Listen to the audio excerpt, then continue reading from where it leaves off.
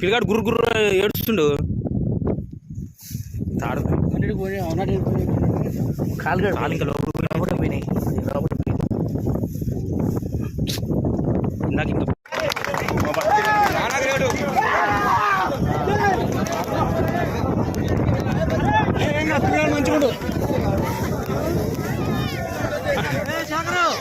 అన్నా ఓకేగా.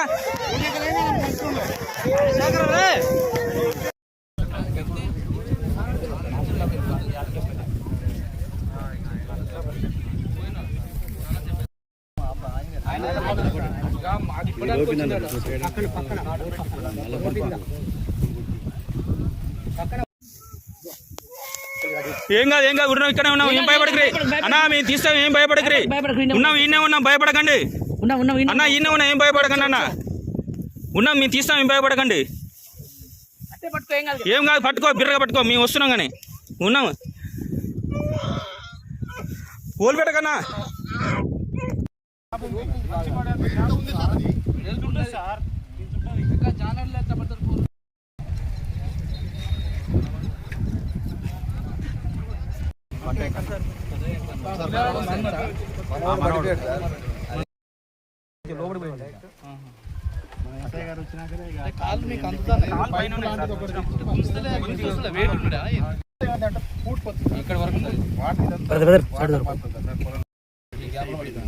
జస్ట్ గడపార పెడితే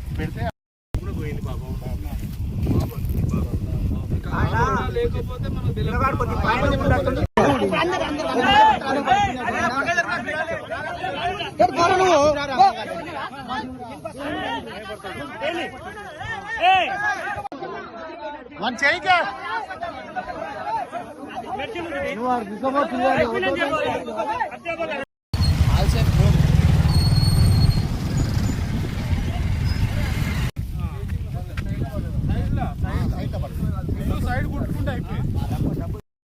వీళ్ళిద్దరు రక్షించడానికి ఒక ఆయన కాలు కట్టి పెద్ద పిల్లగాడు గుర్తుకొచ్చాడు. ఆ చిన్న పిల్లగాడు కింది పెట్టుకున్నాడు.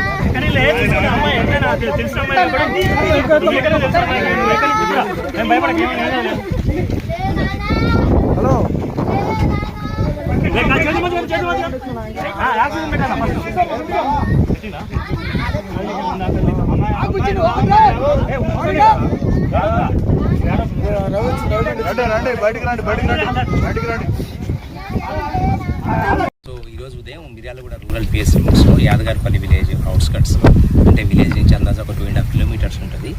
ఈ రోడ్ నుంచి కూడా ఒక 300 మీటర్స్ దూరంలో ఈ కంటె వెంకన్న అనే ఒక 55 ఏళ్ళ మనిషి మనవరాలు మనవాడిని ఇద్దరిని తీసుకొని ఆయన పొలం దగ్గరికి పనికి వెళ్ళటం జరిగింది.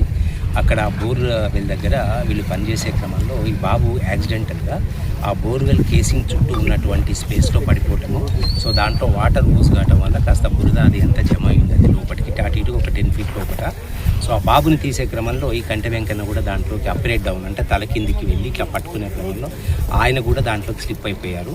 స్లిప్ అయిపోయిన తర్వాత ఆ పాప భయపడిపోయి ఆ రోడ్డు మీదకి అట్లే పాప అంత దూరం పాప రన్నింగ్ చేసుకుంటూ వచ్చినప్పుడు అక్కడ ఈ మిత్రుడు ప్రశాంత్ అని ఇతను ఆ యువకుడు అక్కడ ఉండటం, ఆ యువకుడికి ఆ పాప ఇన్ఫర్మేషన్ ఇవ్వడంతో అతను తన స్నేహితులు ముగ్గురితోటి ఇమ్మీడియట్గా ఇక్కడికి రావడం జరిగింది.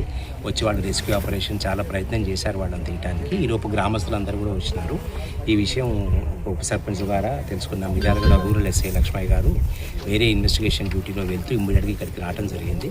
సో అందరూ కలిసి ఆ వ్యక్తికి ఆ కంటె వెంకన్నని కాళ్ళకి వేరే అతనికి తాడు కట్టి లోపలికి దించి కంట వెంకన్నని అతనితో పాటు ఆ బాబుని కూడా రెస్క్యూ చేసినారు.